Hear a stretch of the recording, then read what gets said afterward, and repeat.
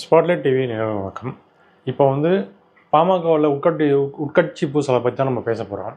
இப்போ என்னென்னா அன்புமணி ராமதாஸ் வந்து என்னென்னா அவர் வந்து பாஜக கூட அலைன்ஸ் போகணும்னு சொல்லிட்டு அவர் சில விஷயங்கள் முன்னெடுக்கிறாரு. கட்சியை வந்து தன் கட்டுப்பாட்டில் கொண்டு வரணும்னு நினைக்கிறாரு. அதுமாதிரி ராமதாஸ் என்ன பண்ணுறாருன்னா, இல்லை மகன் புகழ போனால் கட்சி வந்து நாளைக்கு ஒன்றுமே இல்லாமல் போயிடும். தான் வீடு காலத்தில் இவ்வளோ கஷ்டப்பட்டு வளர்த்த கட்சியை வந்து ஒரு நல்ல ஒரு அணிக்கீட்டை கொடுத்துட்டு போகணும் அப்படின்னு வந்து ஒரு புதிய ஒரு தலைமையை வந்து ஏற்கணும்னு சொல்லி அவர் சில விஷயங்களை முன்னெடுக்கிறாரு. அவர் வந்து எடுத்தாலும் அவர் என்ன பண்ணுறாருன்னா, வெளியாட்களுக்கு பவர் கொடுக்காம தன்னுடைய பேரனுக்கு தான் அந்த பதவியை கொடுக்குறாரு. அதாவது என்னென்னா இளைஞரணி பொறுப்பை வந்து கொடுக்குறாரு. இது வந்து அன்புமணிக்கு பிடிக்காமல் போகுது. ஏன்னா குடும்பத்துக்குள்ளேயே அதிகாரத்தை கொண்டு வந்தால் நாளைக்கு நம்ம சொல்கிறத கேட்க மாட்டாங்க, குடும்பத்துக்குள்ளேயே பிரிவினை உண்டாகும்னு சொல்லி இவர் நினைக்கிறாரு. இவங்க ரெண்டு பேரையும் தாண்டி காடுவெட்டி குரு வந்து மிகப்பெரிய அளவுக்கு பணம் வந்து வசூல் பண்ணுறதாகட்டும், கட்சியை வந்து கட்டுக்கோப்பாக கொண்டு போகிறதாகட்டும், கட்சிக்குள்ளே வந்து மிகப்பெரிய அளவுக்கு கட்ட பஞ்சாயத்து பண்ணுறதுலேருந்து பல பணம் கொண்டு வர விஷயங்களை வந்து கண்ட்ரோல் பண்ணுறவர் காடுவெட்டி குரு. இவர் தான் வந்து கட்சிக்கு வந்து மிகப்பெரிய ஆதாரமாக இருந்தவர். அவர் சாகக்குள்ள அவரை வந்து ஒரு 10 லட்சம் வச்சு செலவு பண்ணி நல்ல ட்ரீட்மெண்ட் கொடுத்தா காமிக்கலாம். அப்படி எதுவும் முன்னெடுக்காமல் இப்போ வந்து என்னென்னா அவரை வந்து கிட்டத்தட்ட சாகடிதான் சொல்லக்கூடிய ஒரு குற்றச்சாட்டு தான் அவங்க குடும்பத்தை வந்து முன்வைக்கிறாங்க. இப்படியாக தன் கட்சிக்காக பாடுபட்டவங்களை வந்து அவர் வந்து கைவிட்டுட்டார். இப்படி தான் இவர் கட்சி ஆரம்பிக்க உள்ள முக்கியமாக இவர் கூட இருந்தால் எல்லாருமே வந்து இவர் வந்து காட்டி விட்டுருக்காரு. அப்புறம் வந்து 2000 கோடி 20,000 கோடின்னு சொல்லக்கூடிய அந்த மிகப்பெரிய சொத்துக்களை வந்து இவர் வந்து தன் பேரில் மாற்றிக்கிட்டார்.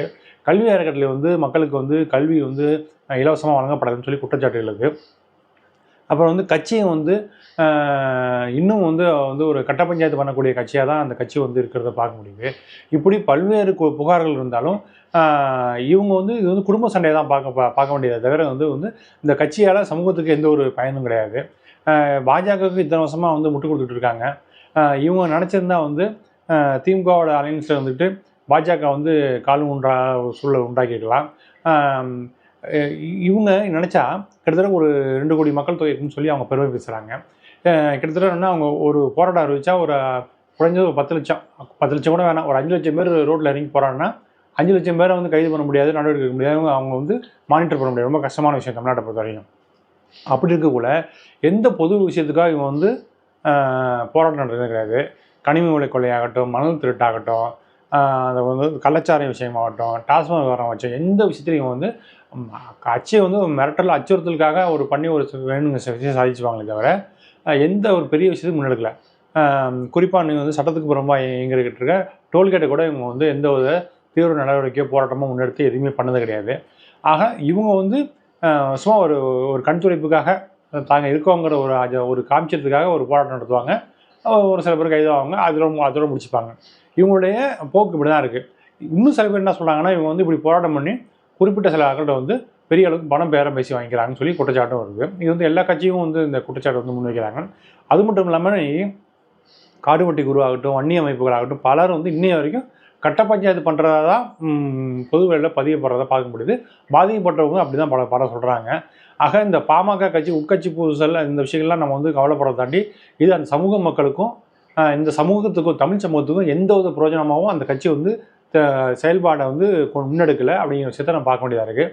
அதனால் அன்புமணி அந்த ராமதாஸ்களுடைய சண்டை வந்து உட்கட்சி சண்டை அங்கே தாண்டி இவங்கள்ட்ட வேறு யாரும் சண்டை போட முடியாது. அதனால் இவங்க வந்து சண்டை போட்டு இவங்களே வந்து கட்சியை வந்து காணா அடிக்கிறதுக்கான ஒரு சூழல் நோக்கி தான் போயிட்டுருக்கு. ஆனாலும் இன்றைக்கி வந்து அது ஒரு 5% ஓட்டு அல்லது 4% ஓட்டு வங்கி உள்ள ஒரு கட்சியாக தான் கடைசி வரைக்கும் பார்க்கப்படுது. ஆக இது கடைசி வரைக்கும் பாஜகவுக்கு ஊதுகுழல் ஊதக்கூடிய பாஜகவோட மோசமான திட்டங்கள் வந்து முட்டுக் கொடுக்கக்கூடிய கட்சியாக தான் இருக்கிறத பார்க்க வேண்டியதாக இருக்குது.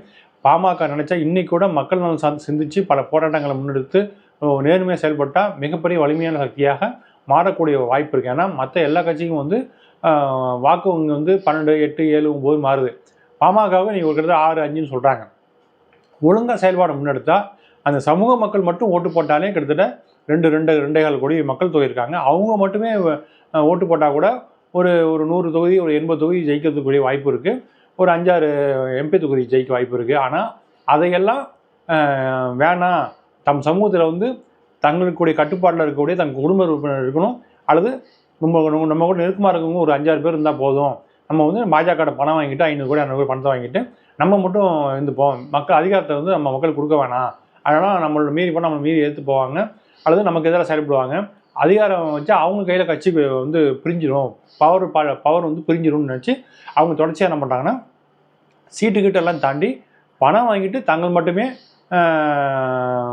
இந்த அதை பிரிச்சுக்கணும், தன் குடும்ப உறுப்பினர் மட்டுமே பிரிச்சுக்கணும் அந்த அந்த கோட்பாடை செயல்படுறாங்க. அது மட்டும் இல்லாமல் வேறு யாருக்கும் அதிகாரம் போயிடக்கூடாதுன்னு ஒரு பார்க்குறாங்க. அதனால் இந்த கட்சியை வந்து இருக்கிறது இல்லாமல் போகிறத பற்றி நம்ம பெரிய கவலைப்பட தேவையில்லை. சப்போஸ் அந்த கட்சி வளரணும், மக்கள் நலன் சார்ந்து இயங்கணும்னா அங்கே இருக்கிற வன்னிய இளைஞர்களுக்கு பிரயோஜனமாக இருக்கணும்னா வன்னிய இளைஞர்கள் வந்து இப்போ கட்சியை வந்து வழிநடத்தி கொண்டு போகிறதுக்கான 2 அணிகள் உட்காந்து கூட்டம் போட்டு பேசக்குள்ள மக்களுக்கு என்னென்ன விஷயம் செய்யுங்க, என்னென்ன விஷயம் பண்ணுங்கன்னு சொல்லி அங்கே இருக்கிற பங்கேற்கிற இளைஞர்கள் தான் அந்த தலைவர்கள்ட்ட முன்னிறுத்தி அந்த விஷயங்களுக்கு கொண்டு போகிறது சொல்லி ஒரு உத்தியோகத்தை இது பண்ணணும். இவங்க தான் வந்து அவங்கள வழி நடத்தணுங்கிற விஷயத்தை வந்து முன்னெடுக்கிற இளைஞர்களே முன்வாருங்கள். நல்ல ஆரோக்கியமான அரசியலை முன்னெடுப்போம், பாஜகவை வீழ்த்துவோம்.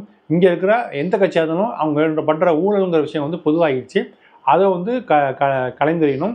மக்கள் இன்றைக்கும் வந்து ஒரு 10,000 சம்பாதிக்கிறதுக்கு மிகப்பெரிய ஒரு போராட்டம் நடத்த வேண்டியதாக இருக்குது. வாடகை காட்டு உயிர் வாழ்ந்தக்கூடிய ஒரு வாழ்க்கை முறை தான் வன்னியர் இளைஞர்களும் வன்னியர் பெருமக்கள் வந்து வாழ்ந்துகிட்டு இருக்காங்க. அந்த நிலைமையை மாற்றணும், விவசாயம் வந்து செழிக்கணும், தொழில்துறை வளரணும்னா இளைஞர்கள் தான் ஆரோக்கியமான ஒரு அரசியல் முன்னெடுக்கணும் விஷயத்தை கோரிக்கை வைக்கிறேன். அனைவருக்கும் நன்றி, வணக்கம். அடுத்த வீடியோவில் சந்திப்போம்.